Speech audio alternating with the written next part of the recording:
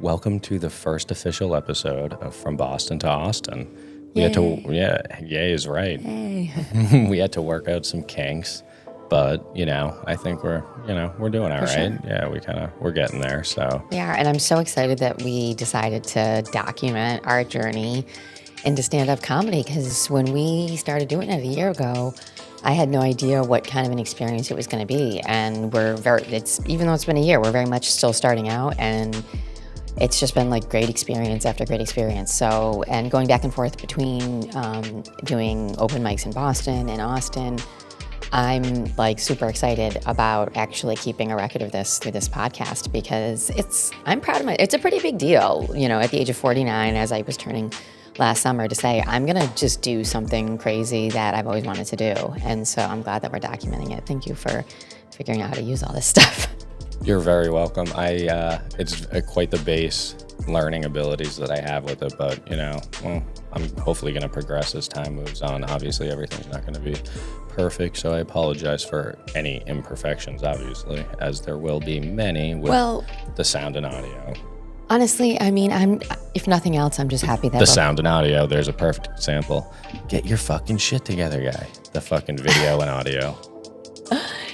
If nothing else, I'm just excited that we'll have like a video diary, of this journey that we're on, because it's been a lot of fun. And like I said, we're just getting started. We're still making new friends all the time. We're trying out open mics all the time here in Boston and in Austin. So, we'll be talking about those during each podcast, and having some comic friends on. So it's going to be a lot of fun. I'm excited. Yeah, I'm definitely excited too. It's cool to document everything and like see how things progress, if they progress. I don't know if they burn out. Who knows? Let's try not to be cynical right off the rip. But no, obviously that's just like how anything is in life. You put the time and effort into it, and hopefully, you'll be rewarded. Yeah, like, that's if it's worth it. I don't know. That's definitely my generation's attitude, and part of what makes our relationship interesting is that I'm almost 20 years older than Alex, so a lot of people. The first time we got off road patrol, I was like, oh my god, dude, I still have a period, and that I want to have his children. So a lot of people find that interesting, but we both started stand-up comedy at the same time. I just wanted to try it because, like I said, I was turning 49 and he was only turning 30. I had no intention of starting whatsoever. Did not. I was almost like, I'm not going to say hazed into it in the best possible way, because I went down to like support Jenni and like the first time in Austin, and people were just kind of like, give it a shot. And, they weren't just like, give it a shot. It was like, we went the first night that I did any stand up at all, we went to throw I went to throw my name in the bucket at Kiltony, and he went along, and we in the alley at the bar that it was at next door. At the time, we just made so many friends, and we're hanging out with these friends throughout the week. And so after like a day or two, they're like, man, you're so funny, you have to try stand up. That's actually an interesting thing to say, because the first time I actually did throw my name in the bucket, and I didn't even have like a minute prepared, which was absolutely, utterly ridiculous. Yeah, Jenni did. I did, and then I didn't, and the audacity of me to think that I would get up on there without a prepared minute was just really. It's not like you would have had to have, but it's just that at the time, especially like a year ago, it was like anybody who had like a significant other there that had also thrown their name in the bucket, if one of you got pulled, the other one would end up being told to come up and do your minute, and you really didn't have a minute. I didn't have a minute. It was more just like a funny story kind of thing. Yeah. But then I quickly realized like, oh shit, I have to have a minute, because. Well, luckily nothing happened. We did not get pulled. Luckily, we did not get pulled. Or anything. And literally that night, like I started writing jokes actually. Yeah. So that was kind of the start of that. And the funniest part was when we went to an open mic, maybe the next night or something like this, the guys that we were hanging out with, like Alex had no intention of getting up that night. I was all psyched about getting up. And they were like, by the end of the night, they were telling him, they were like, get up and tell one joke, do it. And he was like, I really. My mom's Irish and my dad was Italian, so sometimes she just doesn't really get that side of me. And it's getting hot this time of year, so I've been wearing white beaters around the house lately.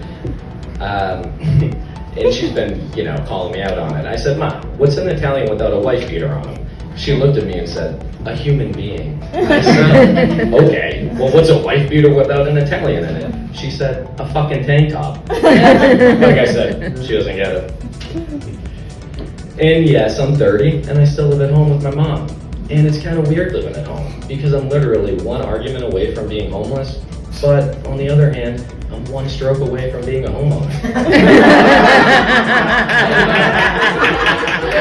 Just get up there and do it. So they're like, they just were like, if you get up there and do it, like you'll know if, that feels like something you might want to do.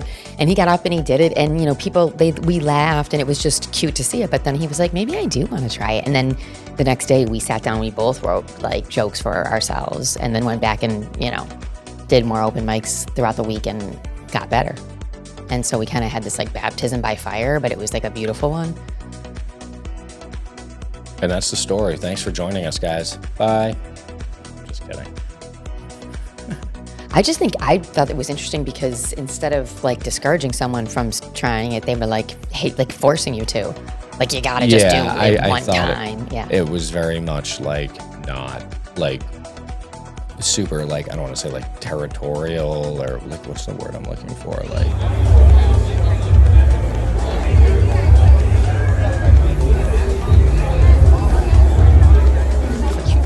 they were just very like welcoming, and there wasn't a never sense gonna of, get this thing released, guys. Sorry. It is never gonna come out because I'm never gonna figure out there how was to edit. there was not a sense of competitiveness where you were like, I don't want anybody else doing this. It was the opposite. It was like, try it, you might like it, because they liked having, hanging out with us. You know what I mean? Like, and they were like, very much like a camaraderie. Yeah, it was a huge camaraderie. So that was really nice. Yeah. And supportive. Like, yeah. So that was nice. It was very encouraging. And, at the time, like I said, we were just doing it for the first time. We came home, and I've been doing it in Boston. And I would have thought that it might have been different in Boston, but honestly, like the people who we met so far have also been very encouraging and welcoming up here. So that's one thing that the two cities have in common. Yeah, no, they're very kind. A lot of differences, but a lot of similarities at the same time. Over 30 years ago. My son, he's a theater kid. He's in student government. He plays Dungeons and Dragons. Yeah, D&D, and he still has friends. I was like, wow.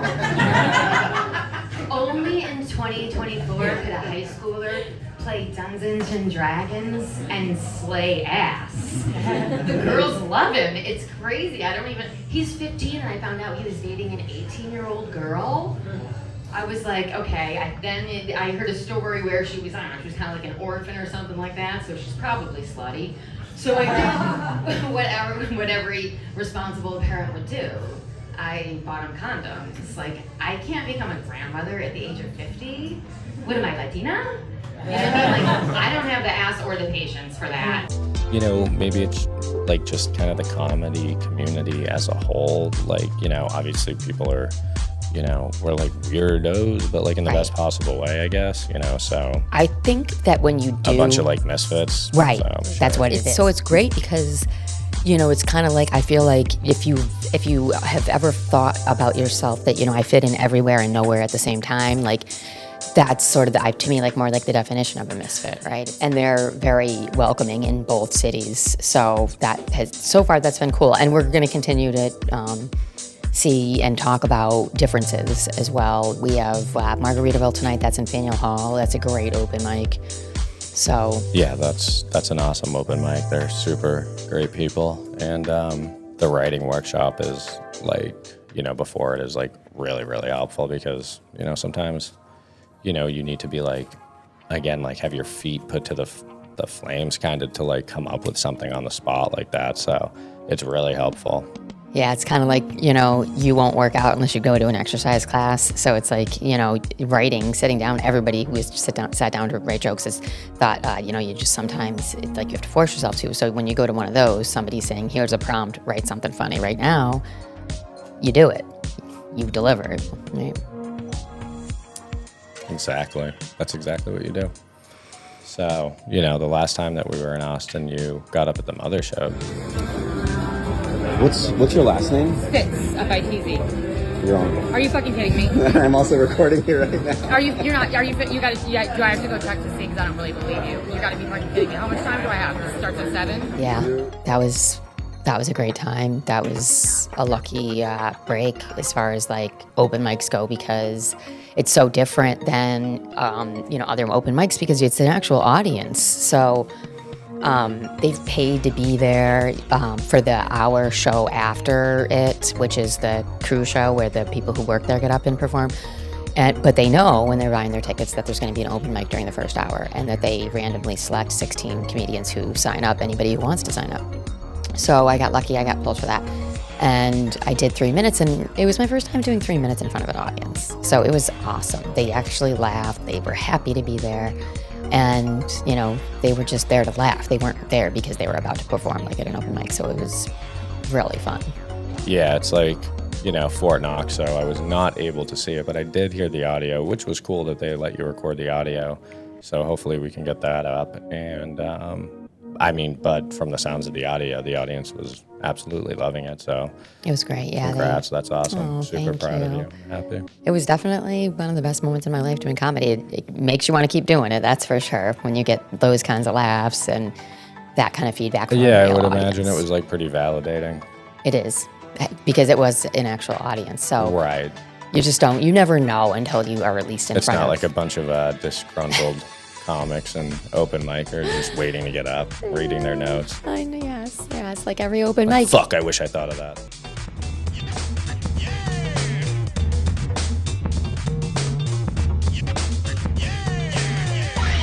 Up north, down south.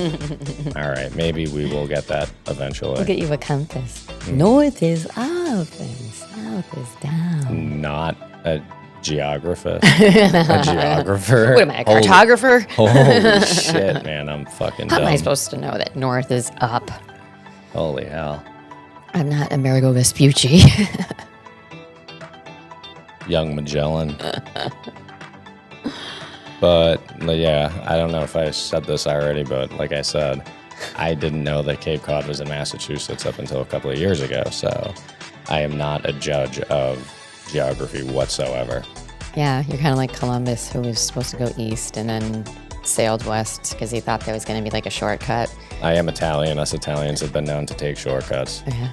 He took a shortcut. Like, was he thinking that he would just take a shortcut and by going all the way around the world? Because that would be an Italian guy. I'm pretty sure I knew a shortcut. You're like, oh wow, I sound so patronizing. It's good that you were able to watch your footage back of I yourself. was like, and holy realize shit, that. That's I'm good. rude. That's good. That's a good thing. Maybe some people probably That would- guy, some guy at GameStop years ago told me I should buy a new personality, and that shit stayed with me. I have not forgotten about that to this day. And when I was watching that early footage of myself, I was like, dude, bro at GameStop was right. He was. I need to buy a new personality. I'm a rude prick. He can be, and when he told me the GameStop story, it was pretty early on. So as soon as I started to see that side of him come out, I would be like, the GameStop guy was right about buying a new personality. Yeah, she has brought that up many a times. So many.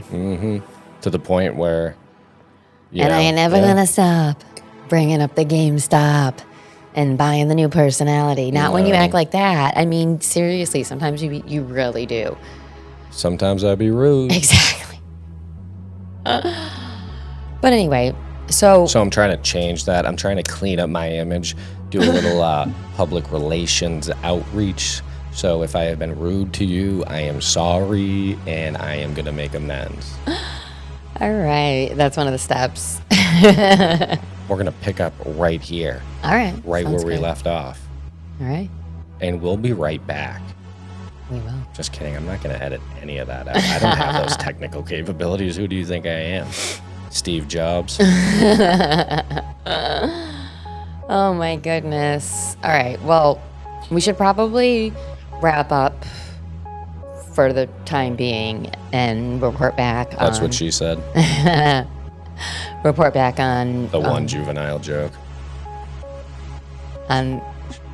See, you're going to get a glimpse into this May-December romance here on this podcast because we are a couple and we have been for over 4 years, and he is quite a bit younger, so you get a glimpse into how that life works day to day. Yeah, you will.